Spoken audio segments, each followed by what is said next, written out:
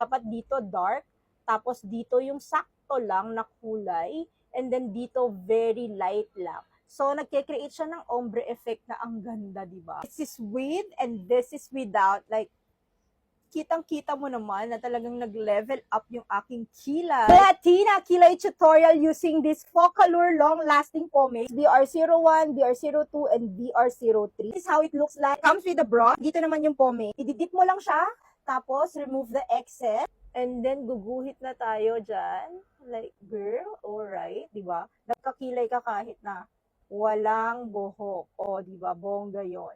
And then, ayan, if i-fill mo lang siya, okay? I-outline mo muna yung taas, and then fill. Yes. Fill mo na yung brows mo ng ganyan. Then, use a spoolie para i-brush siya.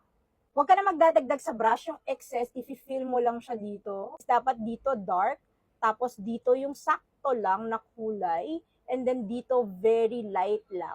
So, nagke-create siya ng ombre effect na ang ganda. This is with and this is without. Like, kitang-kita mo naman na talagang nag-level up yung aking kilay. So, sobrang lakas makalatina nitong pangkilay ng Focallure. Like, sobrang ganda ng kilay ko. Once na nag-set na siya, nakaset na talaga. And look at that.